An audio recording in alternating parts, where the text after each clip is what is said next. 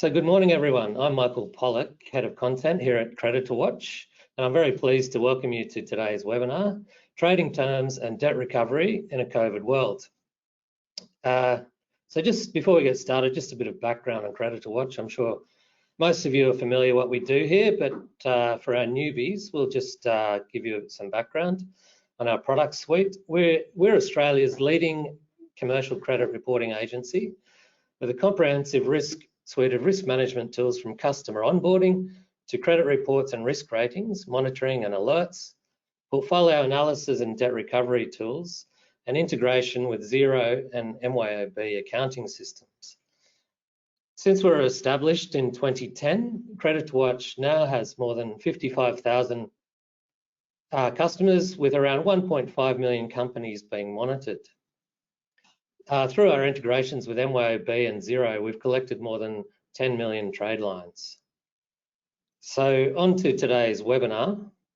And just a reminder that you can submit questions via the control panel on the right-hand side of your screen. So as Australia emerges from what have been some of the longest lockdowns in the world, 20 months in the case of Melbourne, and of course, Sydney has just come out of a 107-day lockdown. We're now confronted with a very different trading environment to that that we had beforehand. Some businesses that were able to utilize technology and online commerce have thrived, while others are on their knees, even with government assistance and a more lenient attitude from the banks, ATO, ASIC, and ASIC around credit. But CreditorWatch's own data is predicting insolvencies to rise as we head into 2022.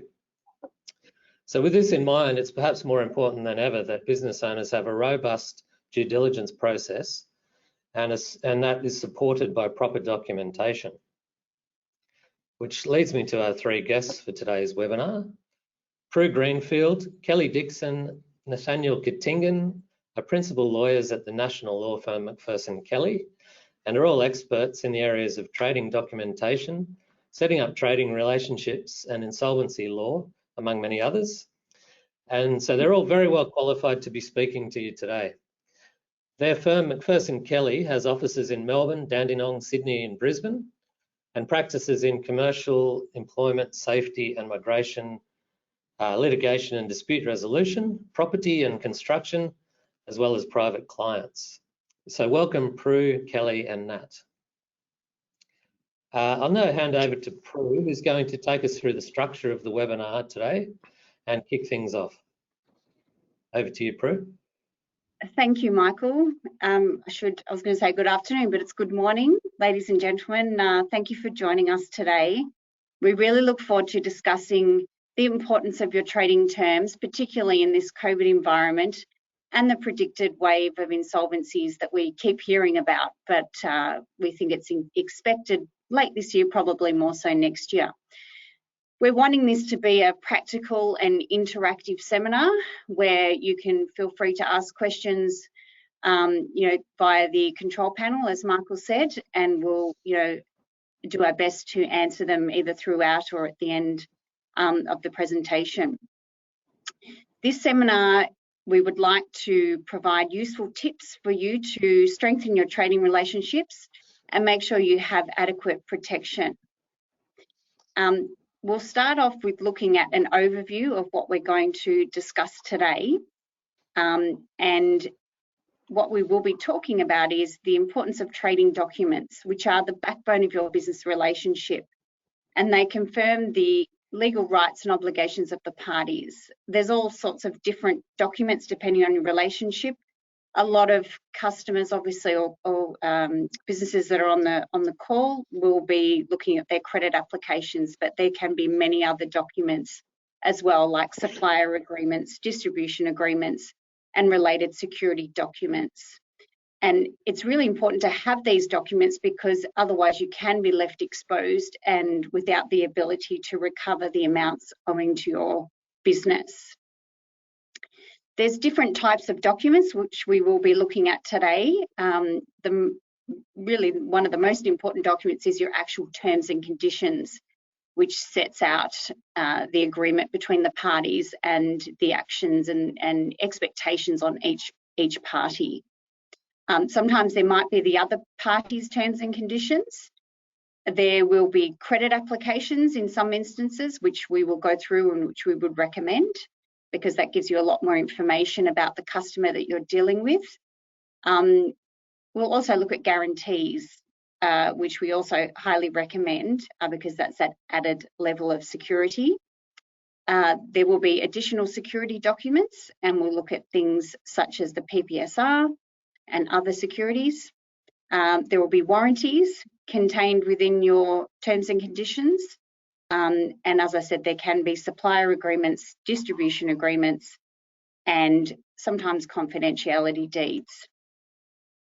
So what I'll do is I'll hand over to my colleague, Kelly Dickson, who is going to talk about setting up your trading relationship and what's really important in terms of your customers and your credit applications and your terms and conditions and how you set all of that up. So I'll hand over to you, Kelly.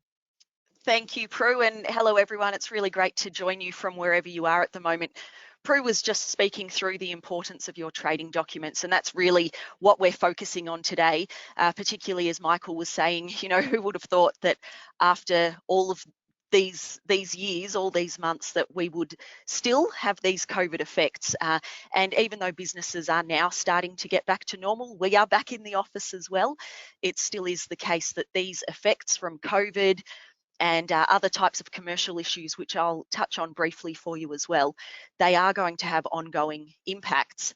And one of the key things that you can do to protect yourself is set up your business correctly, set up your trading documents and your credit accounts correctly, so that if you end up having a customer who becomes insolvent or who doesn't pay, you're actually maximising your ability to either recover your goods or the money that is owed to you. So as Prue said, the focus of what we're going to be talking about today is your trading documents, your T's and C's.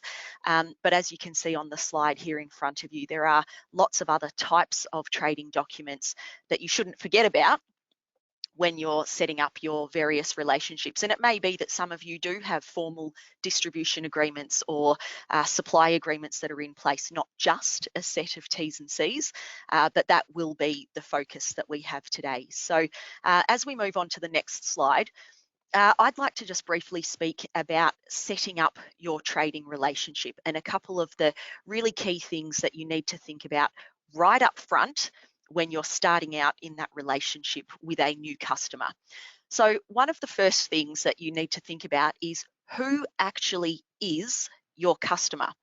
And while this can sometimes be perhaps an easy question to answer, that's not always the case. And so from a legal perspective, we would think about this in terms of, if everything goes wrong, who do you want to sue? Who is actually the person or the entity that you're engaging with? So, you know, typically what we would see in these trading relationships is that the legal entity is either a person as a sole trader, it could be a partnership, it could be a company that you're dealing with, and it could be a trust as well. You know, they're the typical relationships that we see. And so this is why getting this information up front from your customer, getting a proper comprehensive credit application filled out is really important, because that's the start of helping you work out who am I dealing with and who stands behind that entity as well, so that you can set things up right from the beginning. And then, as we'll talk about a bit later on as well, the other options that you have and the other things that you can seek to help protect your business. Now, I did say before that sometimes this is an easy thing to work out and sometimes it's not easy to work out. And we see quite often that there's confusion or there's errors in relation to credit applications, even where some customers don't actually know or understand their own entity structure. You know, they might give you a business name instead of their actual company name, or they might say, oh, I'm a co-director with somebody else, but they're actually in a partnership.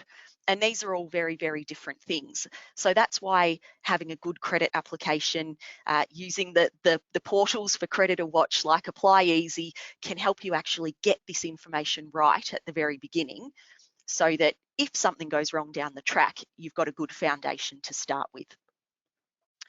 In relation to, yeah, sorry, Michael.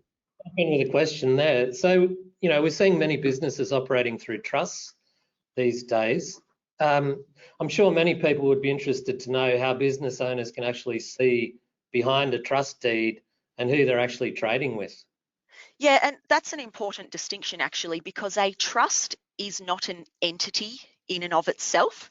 It's a construct to help people set up their businesses and their relationships. So as part of this setting up of the customer relationship and doing the credit application, if you do find out, or if you're told that there is a trust that's involved, you really should look behind just that statement of "we have a trust," and you should be looking at what type of trust it is and who the trustee is. So if you can get your hands on a copy of the trust deed, that can be a very helpful thing to do to help you see what the scope is and what the obligations and rights are that the trustee has. And when you do those searches, that will tell you whether the trustee is a person or whether it's a company who is actually standing behind that entity. So if people say there is a trust, don't just stop there. Actually work out who's in control of the trust, and do that by company searches and other online searches, but also ask the customer for that. And I think to add to that, Kelly, also getting the ABN, like we discussed, is in doing a search of the actual ABN of the company. If you can't get the trust deed, you know, can give you that more information as to who's behind it. Exactly right, because it all comes back to, if this goes very badly, who are we chasing?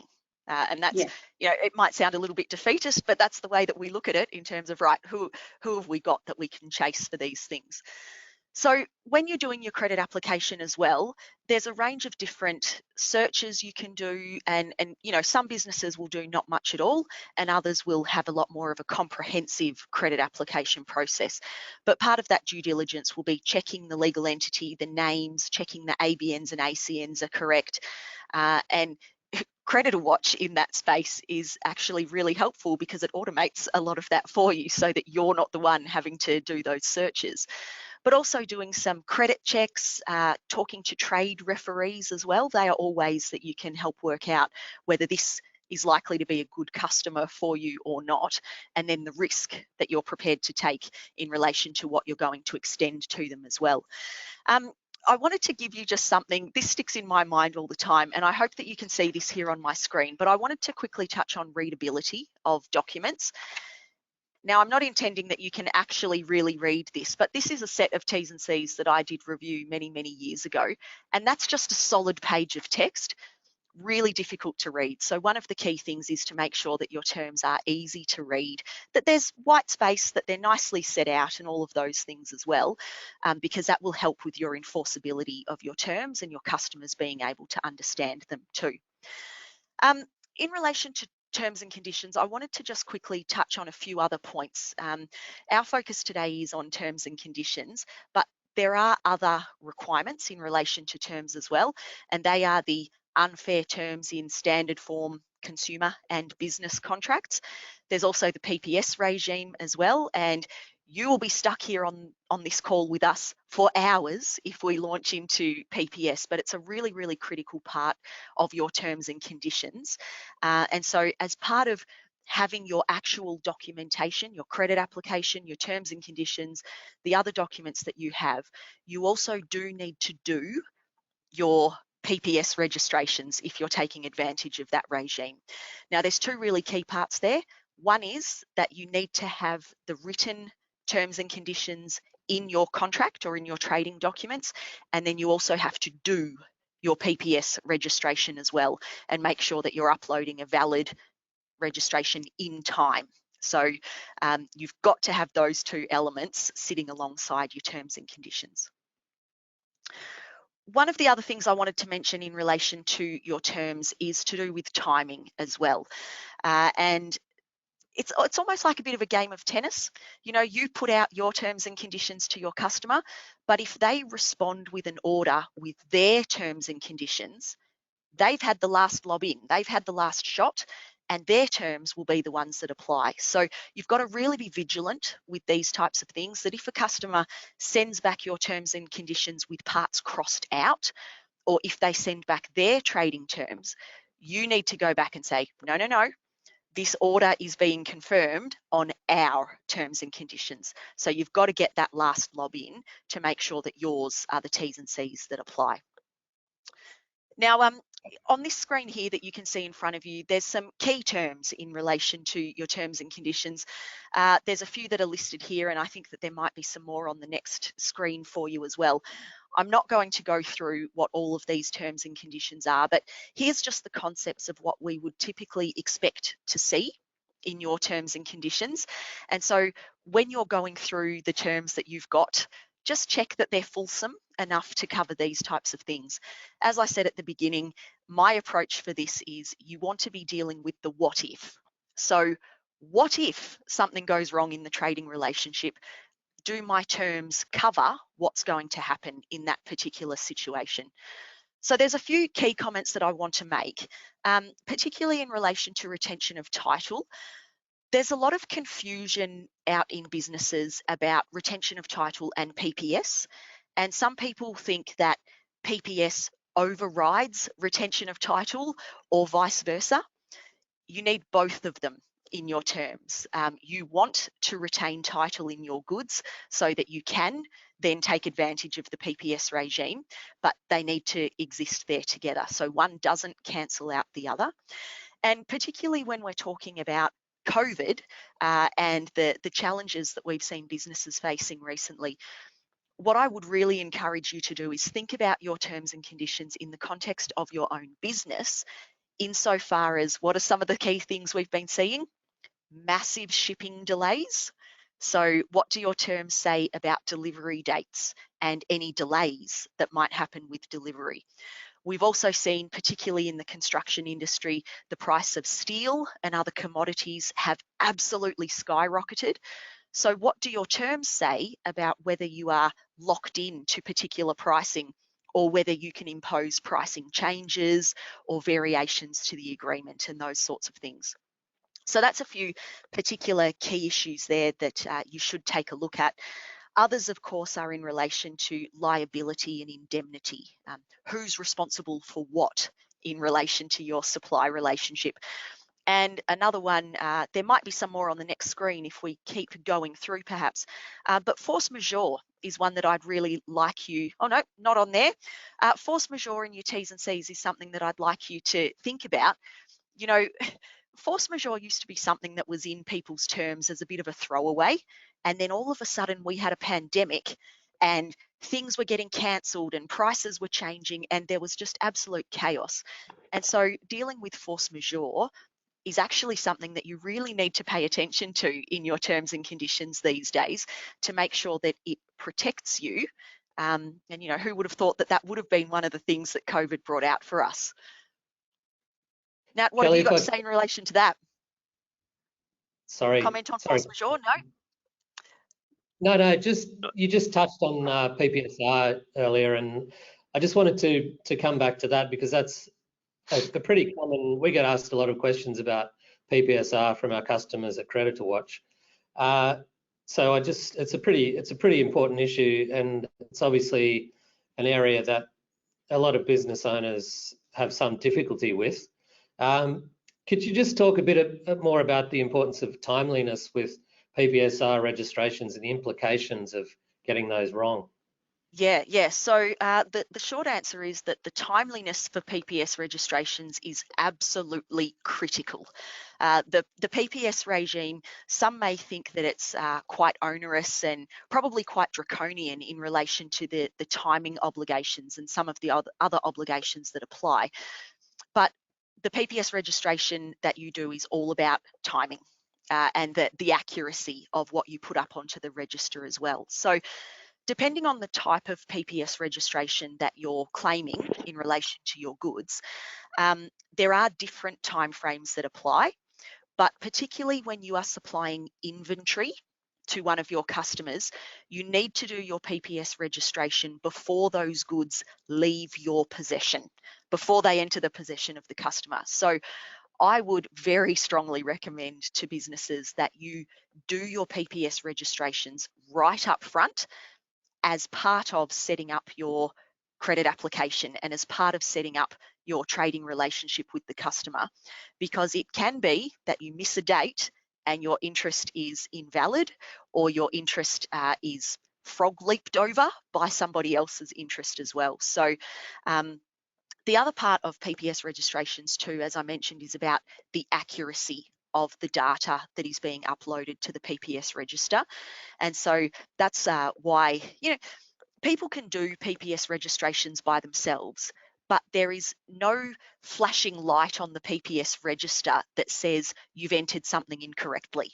It just goes through and you don't find out until later on that you've actually done something incorrectly. So that's why the CreditorWatch offerings and PPSR logic and the templates that can be set up in relation to doing PPS registrations are really useful, because you can set them up accurately at the beginning, and then you've got the confidence that you can get on with business, start uploading your PPS registrations, and when it becomes part of that process and when it's automated right up front, then you don't miss it and find yourself going, oh, we thought we had a PPS registration down the track, and oh, we actually don't, or something's gone wrong with it.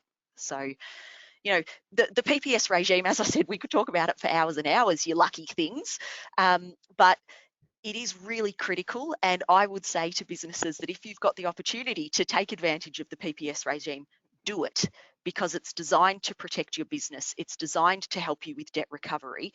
And so if that's there and on offer, take it. I think a really, really important thing to do. Excellent summary. Thanks, Kelly. And thanks also for the plug. I'll buy your lunch next time. Unsolicited, everyone. So, no, but it's true.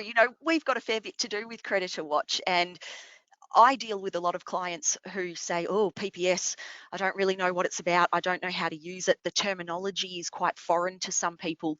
And once you actually get your head around that, it's not that hard. It's easy to do. It's good to do. And so, I'd be very happy to dispel PPS myths for anyone who wants to talk about it. So. We've just had a question come through further to PPSR. Someone has asked, Vicky's asked, is PPSR registration, will it only cover you if the customer becomes insolvent? Yeah, good question, Vicky. The PPS regime is designed to kick in once your customer goes bust. So if your customer is still solvent, and if they're going along in business and they're just choosing not to pay you, or if they're just being a little bit slow or delinquent in paying you, PPS doesn't have anything to do to help you with that. But the PPS regime then applies to work out who has priority, who's a secured creditor, who's not a secured creditor when they actually go bust. So it sits there in the background for one of those worst case scenarios. And we will be going into more detail on that when we look at recovery mechanisms and insolvency shortly. So I hope that that's a bit of a key point for you there in relation to your terms and conditions. I think one of the other things, just as I pass on to Nathanael to talk about some insolvency issues, is for your terms and conditions, I really would just encourage you to make sure that your terms and conditions marry up with your actual or intended practice. These terms, as Prue said at the beginning, are designed to be the backbone of your business relationship. They're designed to set out, these are the obligations that I have as a supplier, these are the obligations you have as a customer. And so you don't really want to use just a one size fits all, because that might not fit the particular nuances of your business. So as you go through things like the key terms that you should be thinking about, think about the way your business works and what it is that you want to do and achieve in your business, and draft your terms and conditions to achieve those aims. So that's on terms and conditions. I'll hand over to you now, Nat. Thanks, Kelly. And Thanks, Michael, and everyone. Good morning. I'm firstly going to be talking a little bit about personal guarantees. Kelly and Prue have touched on really risk management so far, and this is another tool in the toolkit as part of the suite of documents that form your terms and conditions that can be very, very helpful. So what is a PG or personal guarantee? Excuse me. Well, it's basically a promise by the guarantor to cover the obligations, monetary and otherwise, of the principal debtor, of the or the creditor, or the debtor. So that, for example, if the debtor doesn't pay, then the guarantor will. Why have a personal guarantee? Well, it's an extra security blanket. Effectively, it in a sense can pierce that corporate veil, because often directors and owners of companies will be the ones providing that personal guarantee. It means that a company that may be of really no substance is being backed by somebody who may own real property or who may not want to have that debt personally. The whole thing about a corporation being a separate legal entity to the owners of that corporation has shielded those owners from a lot of the liabilities that they could get, and a personal guarantee helps effectively go through that veil. The personal guarantee can really be what you want it to be. I'll just go into some of the essential elements. It's really important to have clear wording when you do have a personal guarantee as part of your suite of terms and conditions.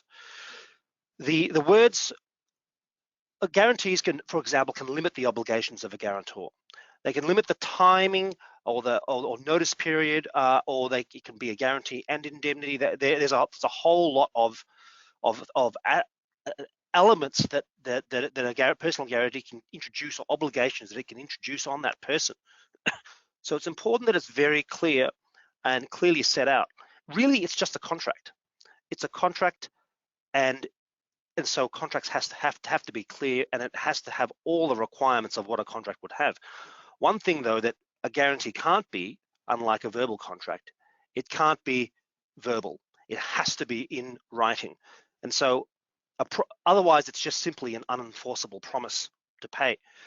But in order for it to be enforceable, it has to be in writing, and often it is in the form of a deed, because a deed doesn't necessarily have to have consideration. And consideration is when you exchange value for money. And so if a personal guarantee is not signed at the same time as you enter into that credit agreement, then you have to make sure that somebody's reviewed it so that it is valid and in the form of a deed.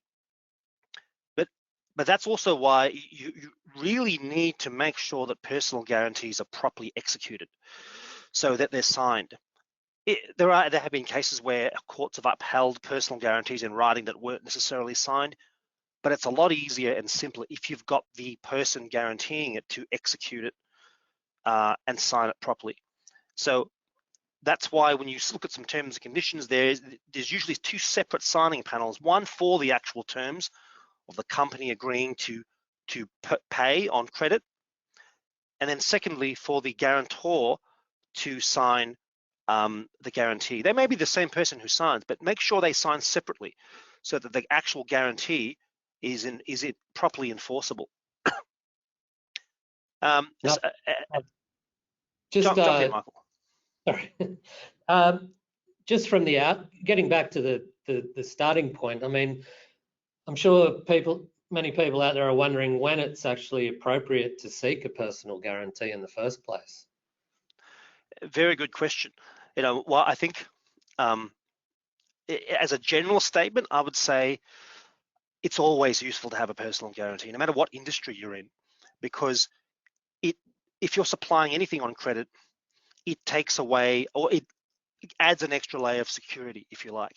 So I understand, though, that some industries, people are reluctant to sign guarantees, particularly in the construction industry. And if your customers aren't signing it, I would say put it out there anyway. Have it as part of your suite of documents. So there are terms and conditions and in the guarantee page. And even if you choose not to enforce the signing of that guarantee, or they choose not to sign it, it's there, and there'll be customers who still will sign that personal guarantee. And the other thing is, it's highly appropriate, I think, when you suspect that there's an insolvency risk with a customer. If there's a high probability or there's a high exposure in terms of the level of the account, I'd definitely be getting personal guarantees signed for that, because you just want to limit your risk. This is all about risk limitation. So Sure. identify those risky customers, and I would say get those personal guarantees signed. Okay, sorry about the interruption. I think we've got a delay No, there. not at all. This is interactive, so it's good. So takeaway there is put it out there anyway. Put it out there anyway.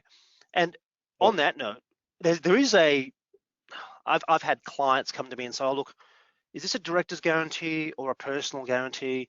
You know, this person signed, not a director, is it valid? There's a bit of a myth out there that only directors can sign personal guarantees. Well, that's not true. Anybody can be a guarantor. It's a personal guarantee. Something termed a director's guarantee is just another name for a personal guarantee. That is, it could be a shareholder, it could be the director's mother. I've seen the instances like that. And excuse me, often guarantors don't consider the terms of which they've signed up to, and that may be a continuing obligation to guarantee debt on that account or under that contract. And years later, it may come back to bite them. So even if you are a personal guarantor, be aware of what you've signed, and be aware of the limits, if any, that apply to that guarantee. Just on the actual signing process, Yes. is a digital signature legally binding? Yes. There are many forms of ways as long as it's signed by that person. And as I said before, even some guarantees that haven't been physically signed, they've been an exchange of email, in rare circumstances have been found to be valid by the court. So a digital signature is valid. Now, of course, issues of fraud can come in.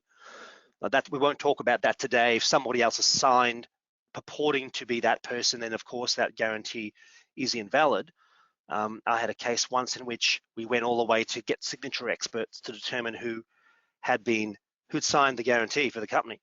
But 95% of the time, 98% of the time, 99% of the time, it's the person actually signing it, and that person has full knowledge of it. And you can compare signatures if they've signed the contract electronically as well as signing the guarantee electronic. You can use an electronic signature for a guarantee. A guarantee can take many forms. It can be a simple guarantee where it's just a promise to fulfill a financial or other obligation. But it can also include a charging clause, just like a contract can, that can add another layer of security whereby effectively the guarantor is putting up their personal or real property, usually real property as in houses, etc., as security under any default. And so that may give you, as the creditor, an ability to lodge a caveat over that property to further guarantee payment, and to further make them put their money where their mouth is, so to speak. So that's quite a common clause, and I think it's very easy to put in a guarantee, a charging clause in the guarantee, and I recommend using it. Even if you don't end up putting a caveat on it, the option is there. Another one, and I'm an insolvency lawyer, so I see this come up a lot, and many guarantees don't have this, and so I'm always pointing it out. And that's what's called a Carruthers clause. So one issue that creditors often run into is when they have received payment from the original debtor under the contract, but that debtor subsequently goes into liquidation. So payment of a guaranteed debt automatically discharges the guarantor from liability. And so in the context of a liquidator may end up clawing back, by way of an unfair preference claim, monies that have been paid to a creditor. It happens quite a lot with our clients. I'm sure many of you on this video have experienced a claim by a liquidator trying to claw back debt. Now, excuse me, if this occurs, then the guarantor remains discharged from the liability despite that debt coming back into existence, if you like. If you end up paying the liquidator something, you can't then go to the guarantor and say, look, you guaranteed this debt before, it's been discharged. So to avoid such a scenario, guarantees can include a clause which states that any payments made to the creditor, which are then later avoided by statute, do not release the guarantor from that liability. And that's known as a Carruthers clause. It has the effect of reviving the liability of the guarantor in situations where that debt is later reinstated. So that's a really important one. It can be very simple to put in. My final tip here on personal guarantees is do some due diligence. Prue and Kelly have both covered off on this. It's a problem that arises sometimes where there is a guarantor with nothing. So it's important to ensure the guarantor has sufficient assets in their own name to make sure that that airtight personal guarantee can be enforced, especially where you've got high exposure on an account, or there's you run a check through CreditorWatch, you do a company search, and there's doubt as to the ability of the company to pay, and even the person may not earn anything. So just to avoid any surprises, conduct property index searches or title searches to look at whether that guarantor can fulfill those obligations. I might move on to the next slide, unless there's any questions. Yep. Changes to insolvency laws. Now, what would a debt recovery terms and conditions seminar be without mention of a little bit of insolvency? We saw heaps and heaps of recent law reform in 2020. There are these temporary insolvency protections. I'm not going to go through them in any great detail because a lot of them have now completed. There were moratoriums on insolvent trading. There were increases to the time limits of stat demands and bankruptcy notices and responding to them. There are limits of enforcement that were increased. So effectively 2020 was really a really difficult year for debt recovery and a really difficult year for liquidators. And in addition, there were state, there was federal JobKeeper and JobSeeker that propped up companies. There were rent relief, all kinds of things kicked in. So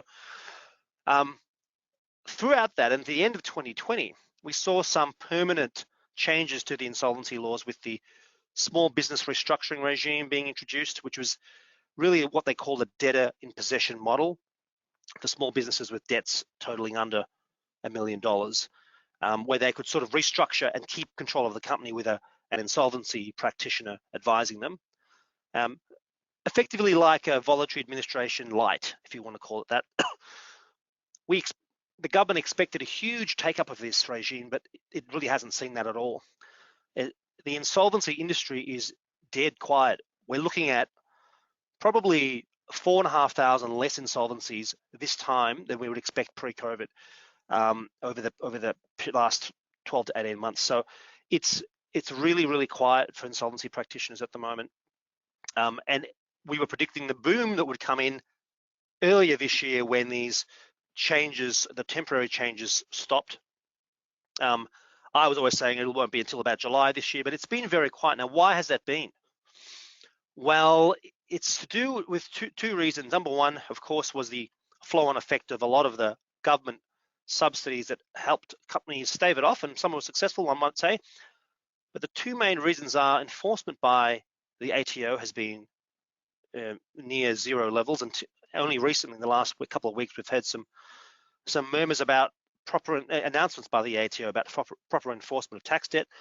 And the second reason, of course, is the major banking institutions being reluctant to do much at all. No one's appointing receivers unless there's a real risk of fraud or something, and even enforcement of personal debt's been on the low. So until that kicks in, it will be quiet in the insolvency space. We're predicting, well, this is probably a little bit of a personal prediction as well, that it'll probably be after the elections when a lot of that ramps up in terms of the ATO. It's starting now, but it isn't there yet. So we have a quiet insolvency market. There's been some other changes too. The threshold for statutory demands, which is a great tool for debt recovery, has increased to $4,000. It's been on $2,000 for a long time, so that was probably overdue. But bankruptcy notices now can only be issued for debts that are over $10,000. So that means you can't bankrupt somebody for a debt that's under 10 grand. And that's a big change. And as the insolvency landscape picks up next year, just remember the different insolvency regimes that are out there too. Voluntary administrations, liquidations, bankruptcies, and of course the new small business insolvency regime and the new small liquidations regime, which is really just a subset of a normal voluntary liquidation. It makes it easier, but probably a good reform there. So that'll be familiar with that and be familiar with your clients that might be at risk of going under, because that will be something that you probably will deal with more as a creditor if you are providing credit. Another one on this slide, which I think is important, are the ipso facto law reforms that came in July 2018. Very briefly, what that means are you can no longer, as of July 2018, any contract entered into after that date really, terminate a contract just because that company experienced an insolvency event. They actually have to default on obligations.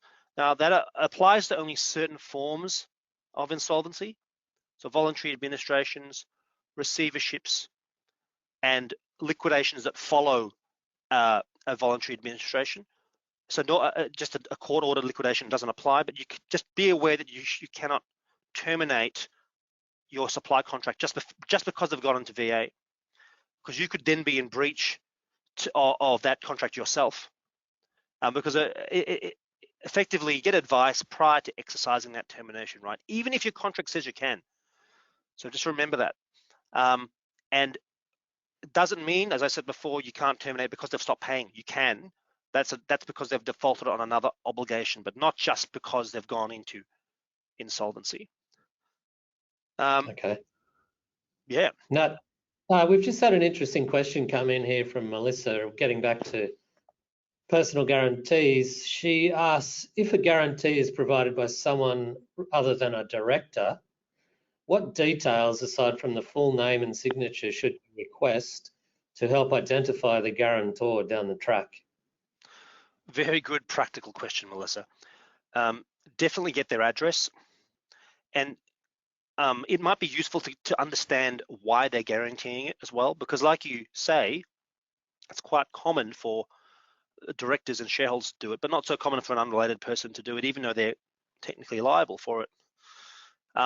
So it might be helpful to understand from the customer what link they have to it. It could be that they're a parent, could be a bit of a warning sign that the director doesn't want to guarantee it, and has put a patsy in to do it.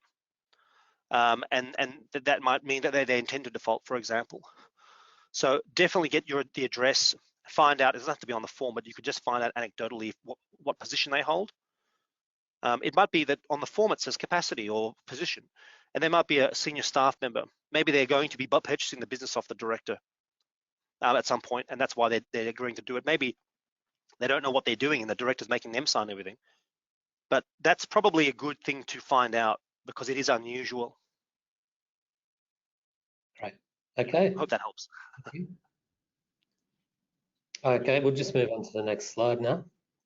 Thank you, Michael. So I'm going to talk a little bit about recovery mechanisms, and we've heard a lot about your T's and C's and setting them up correctly, the vital terms that you should have in there to ensure that things don't go wrong, and a bit about different documents, guarantees, and the insolvency changes that have happened in the last couple of years, mostly due to COVID. But what about when things, I guess, do go wrong and your customers don't pay, and you need to protect yourself? And we look at different security measures that you've set up, as we've already talked about. And if you don't have those, what can you do? Also, is it a matter of just issuing proceedings and then enforcing that? That is an option, but there are some other ways as well to recover your money, more quickly, without actually having to go to court. One of those that we use a lot with our clients, and we find really effective. Nathanael spoke about the statutory demand process and how that the threshold has been increased to $4,000 now. Now, for those that don't know what a statutory demand is, it's called a creditor's statutory demand, or for payment of debt. That's the full name. But what that is that's what we call a winding up notice. So it's essentially a notice or a document that you serve on the registered office of the company, and it says, you owe me X amount of money for this debt, and you have 21 days to pay. And if they don't pay within those 21 days, then the company is deemed insolvent. That doesn't mean the company is wound up or put into liquidation. It means that it gives you the right to issue winding up proceedings. And it's very forceful in terms of, we find businesses listen and they stand up, as opposed to just receiving a letter of demand that they ignore because they don't want to be in a position where they're facing a winding up application and the potential that their company could go under. This can be served with or without a judgment, but what I'm talking about here is you can serve it on a company without a judgment when there is no dispute. So you have to be really careful, and we will always check with our clients, is there any dispute to the debt owing? If there is any hint of that, we would not recommend it. But if it's pretty clear that there's been admissions that the debt is owed and the customer is just stalling or being difficult, then you can serve one that is accompanied by an affidavit that's sworn by a director of the company or someone in charge of your company, saying that there's no dispute and this debt is owing. So we find that really, really effective to recover debts quickly. So you don't have to go through the whole court process of getting a judgment. And we always say to the debtors, when they contact us, we say, well, you have to pay the costs as well, the legal costs. And a lot of the time we recover those, which is great because they see there's no way out. So that's a really helpful enforcement mechanism without going through the normal court process. We've talked about bankruptcy notices already, and Nathaniel's said that has now been increased to $10,000. You do need a judgment for that. So where you're dealing with an individual, you do have to go through the normal court process, which is issuing a proceeding in your local magistrates court or county court, depending on the amount. Magistrates court is up to $100,000 of debt, and then county court has unlimited jurisdiction above that. Certain things need to go to VCAT, such as retail leases disputes, but if we're just talking about a general debt, it will go through your local court. And if they don't file a defence, then you can get a judgment and enforce that judgment by lots of different means, warrants,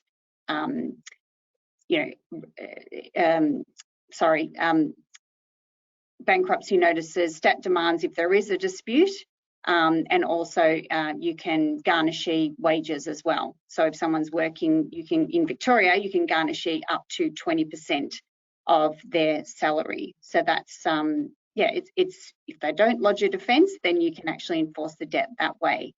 Another way, which Prue, it also in each state it might be different, and each state is different. Exactly. That we're talking.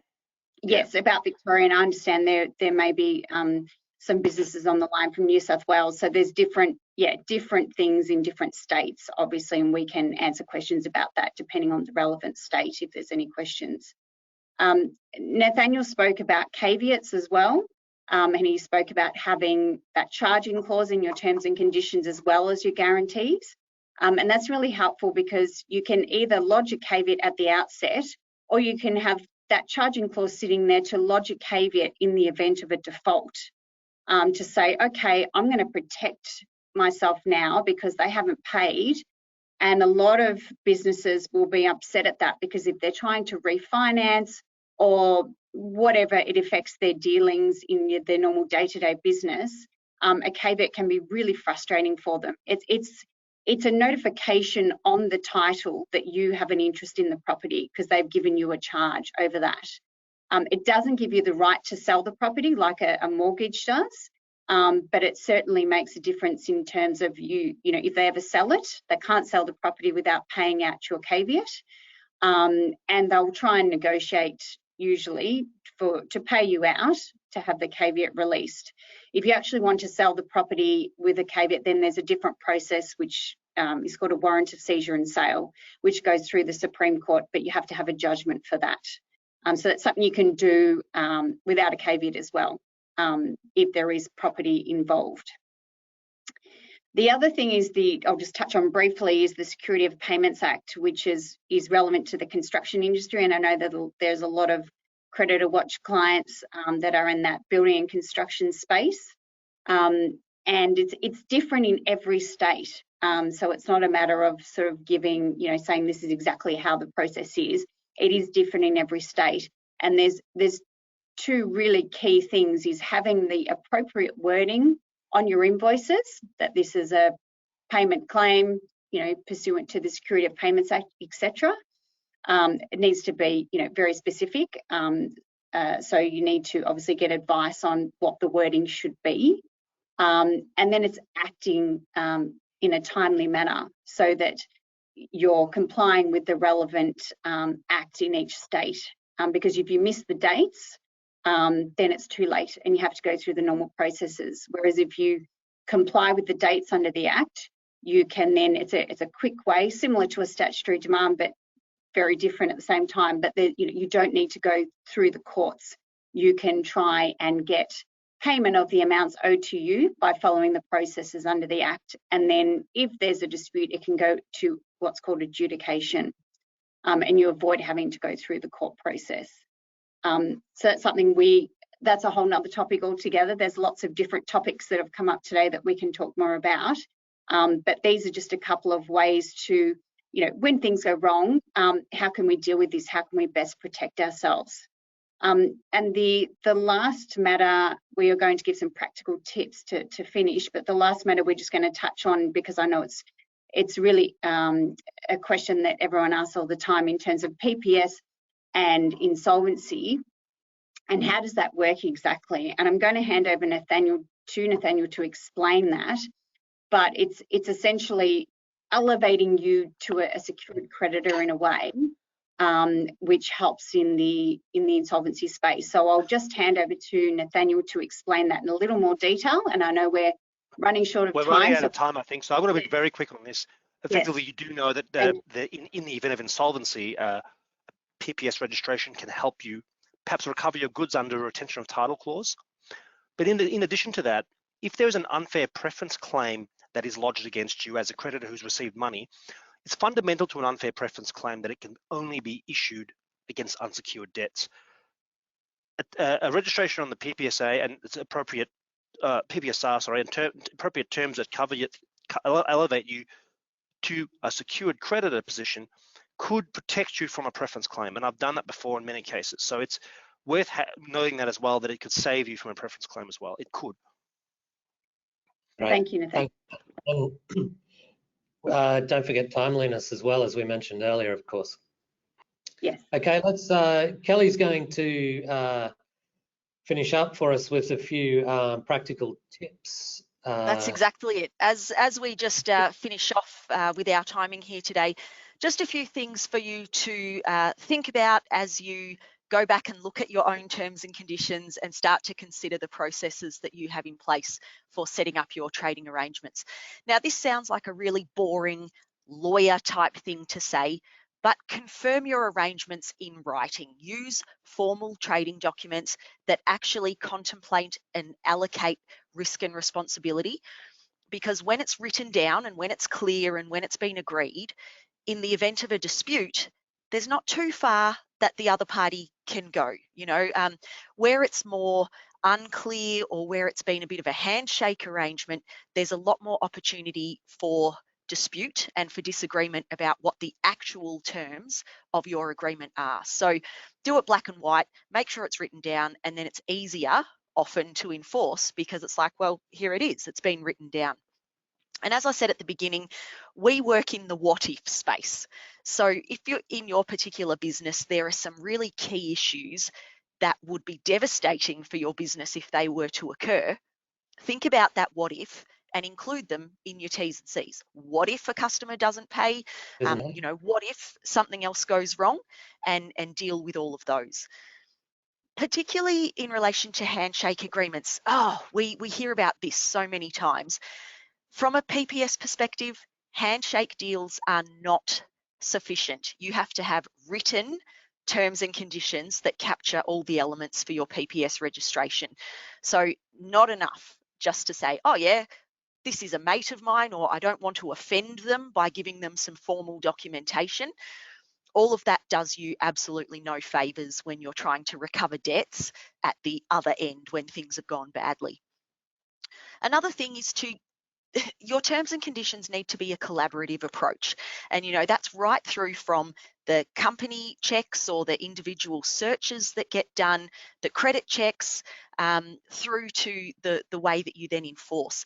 So get your insurer involved as well, particularly when you're starting to negotiate the level of liability that you will accept or exclude, because you don't want to put something in your terms and conditions and say, oh yeah, that looks pretty good, I'm happy with that, for your insurer to then turn around and say you're not covered for that, or you've accepted liability in a situation where you shouldn't have. So get your insurers on board as part of this process as well.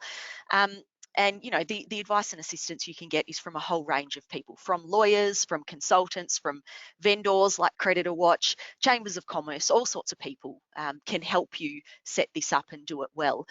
And one of the other things that I'd just leave you with as well is consider very country specific issues as well. While we've spent today talking largely about what happens here in Australia when you're dealing with your Australian customers, there are specific requirements in other jurisdictions as well. So for example, if you were supplying product over to New Zealand, they have their own version of the PPS register. Canada has got a PPS regime as well. So you wouldn't use your protection here because the goods aren't here anymore. The goods are actually in another country. And countries like China also have very specific requirements in relation to the official contract being written in Chinese, not in an English language version, and the way that those documents are signed. So, you've got to think about all of these other formalities, not just the practicality of what you're putting in your trading documents. But I am conscious of the time there, so happy to hand it back to you here, Michael. Thanks very much, Kelly. And yes, some very helpful tips there. So I'd just like to thank the three of you, Prue, Nat and Kelly, for a great webinar today. We've had some great questions coming through, and of course the slides will be made available after the webinar to everybody who didn't catch all of our discussion today. So once again, thank you to everybody from Macpherson Kelly. As usual, we are running our poll. So would you like to be contacted by a CreditorWatch staff member, yes or no? This doesn't have to be about the webinar, it could just be a support question. So if you could please fill that out, that'd be great. And that's all from us today. Until next time, stay safe and happy, and we'll see you again. Thank you. Thanks, guys.